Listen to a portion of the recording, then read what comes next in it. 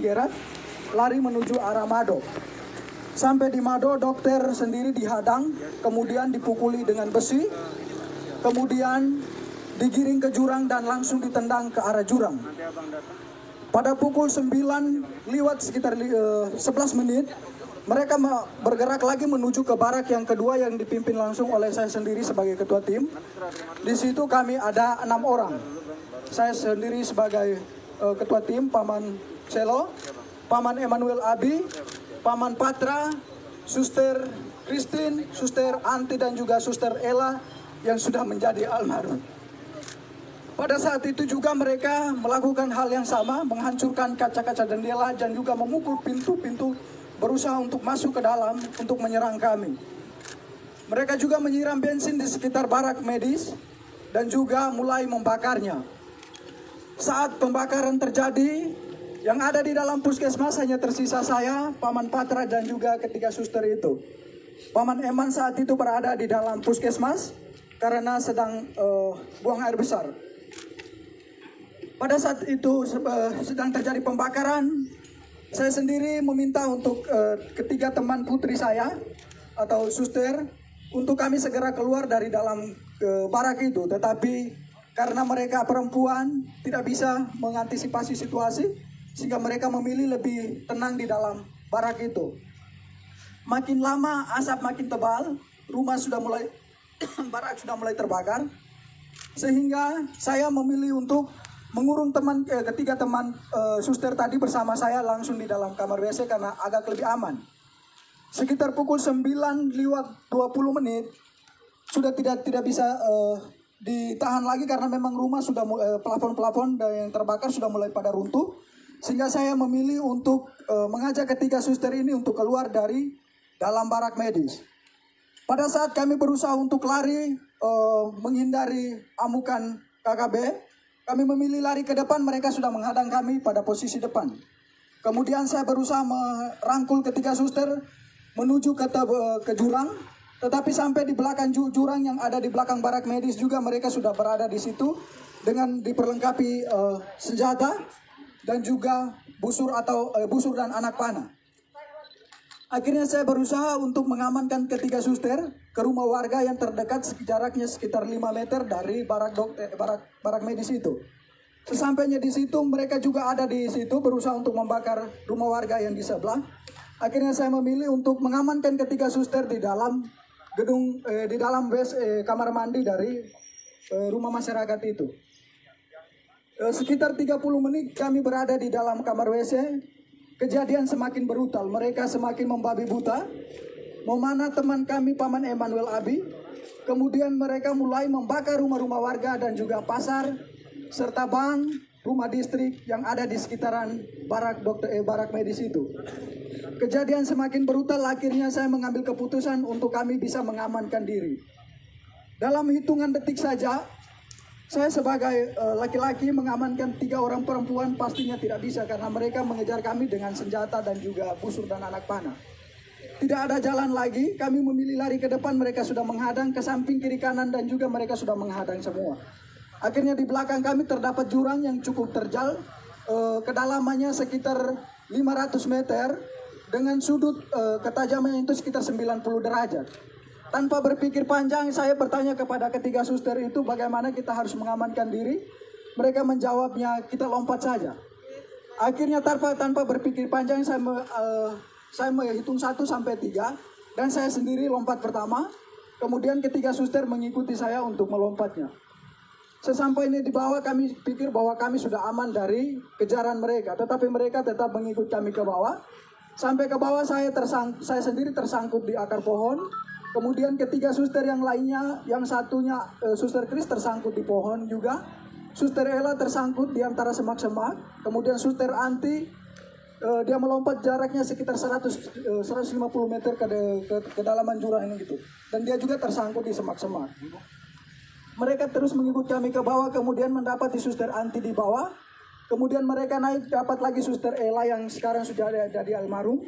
Kemudian mereka dapat lagi Suster Chris. Saya sendiri mereka tidak dapat karena saya sembunyi di antara tebing dan juga akar-akar. Kemudian mereka mengumpulkan ketiga suster ini. Kemudian mereka semakin membabi buta. Mereka mulai menelanjangi suster dengan tidak membuka pakainya secara sopan, tetapi mereka menelanjangi dia dengan parang tajam atau parang, langsung dipotong saja pakaian mereka, mulai dibuka dari baju sampai celana dalam semuanya. Mereka tiga ditelanjangi, kemudian mulai dianiaya secara tidak manusiawi. Paha mereka ditikam, muka mereka ditonjok, kemudian minta maaf tetapi kemaluan mereka ditikam juga dengan parah. Kejadian semakin brutal karena jumlah mereka semakin banyak. Akhirnya suster-suster ini tidak berdaya lagi. Mereka semakin lemah, akhirnya mereka pingsan. Dalam keadaan pingsan mereka dipikir bahwa mereka sudah meninggal, sehingga terpaksa mereka didorong lagi ke dalam jurang yang lebih dalam. Kedalaman jurang itu sekitar 300 sampai 400 meter. Suster Christine yang didorong pertama, kemudian Suster Anti dan juga Suster almarhum atau Suster Ella. Sesampainya dibawa ke dalam jurang itu, Suster Anti langsung pingsan, dalam keadaan pingsan tidak sadarkan diri. Suster Chris masih sempat dari pingsannya bisa sadar. Suster Ella juga dari pingsannya bisa sadar kembali. Akan tetapi dalam keadaan itu mereka tetap ikut ke bawah. Kemudian Suster Anti dan Suster Chris masih bisa bertahan untuk memilih untuk menghindar dari mereka dengan menyembunyi di semak-semak. Suster Ella yang sudah tidak, walaupun dalam keadaan sadar tetapi sudah tidak berdaya, nyangkutnya di pohon sehingga mereka ikut ke bawah lalu membunuhnya secara babi buta dengan menikam di bagian perut-perutnya dan juga kemungkinan mulutnya dibelah. Sehingga Suster almarhum dinyatakan meninggal pada saat itu. Kemudian teman-teman yang lain dari barak dokter, Paman Lukas dan juga Paman Siti, Suster Siti, mereka langsung bergegas menuju ke mengamankan diri di Koramil dengan pengamanan para TNI yang ada di tempat itu. Kemudian Paman Denny memilih untuk mengungsi, bertahan di rumah warga. Dokter sendiri langsung ditendang ke jurang. Paman Gerat yang lari bersama dokter ke Mado, sampai dengan detik ini juga belum ditemukan. Suster Ella yang menjadi almarhum sudah ditemukan 2 hari yang lalu, sekitar pukul 17:30 kami berhasil menemukan dia bersama Suster Chris. Suster Chris bertahan selama 3 hari berada di bawah jurang itu. Puji Tuhan dia masih hidup. Yang meninggal hanya Suster Ella. Dia sudah ditemukan dalam keadaan tidak bernyawa. Mukanya sudah penuh pada belatung karena dibelah semua.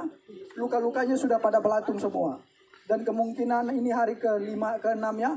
Sehingga mungkin almarhum tinggal tulang atau daging, sisa-sisa dagingnya saja. Kemudian Paman Lukas dan juga Pak Suster Siti langsung diamankan oleh pihak tentara yang ada di Koramil menuju ke pos Pamtas 403 yang ada di ketinggian atau yang di puncak. Kemudian Paman Denny juga dari rumah warga bergegas menuju ke Koramil mengamankan diri di pos Pamtas bersama dengan pihak dari Koramil juga. Dokter sendiri bertahan selama berada di jurang dari pukul 9 lewat sampai sekitar pukul 9 malam. Baru dokter dari jurang menuju ke arah pos Pamtas 403. Saya, Paman Eman, dan juga Paman Patra bersama Suster Anti dan juga Suster Chris masih tetap berada di dalam jurang. Pada pukul 5 sore saya sendiri berusaha, karena melihat situasi sudah aman, saya berusaha keluar dari semak-semak. Kemudian berlari menuju ke Koramil. Sesampainya di Koramil tidak ada petugas karena petugas semua sudah diarahkan ke pos Pamtas. Sehingga saya memilih mengamankan diri di salah satu rumah warga yang ada di sekitaran Koramil itu. Paman Patra tetap memilih dan juga Paman Eman tetap memilih bertahan di jurang bersama dua suster. Tetapi posisinya terpisah. Kemudian pada malam harinya Paman Eman yang terkena busur itu, dia memilih untuk naik pada sekitar pukul 10 malam. Kemudian dia berusaha tidur di bawah kolom rumah warga yang ada di sekitaran jurang itu. Paman Patra tetap bertahan. Kemudian pada pagi harinya sekitar pukul 6, Paman Eman bergegas menuju ke Koramil untuk meminta perlindungan. Begitu juga Paman Patra. Sehingga pada sekitar pukul 7 kami 3 bertemu di Koramil dalam keadaan selamat. Suster Anti dan Suster Kris masih tetap bertahan di jurang. Suster Anti keluar dari jurang sekitar pukul 10 malam dengan kondisi saat itu hujan deras. Dalam keadaan telanjang, dia dari jurang menuju ke Polsek Kiwirok. Sesampainya di Polsek Kiwirok tidak ada petugas karena memang petugas semua sudah pada ngungsi sudah pada diamankan ke pos Pamtas itu. Mereka bertugasnya di situ.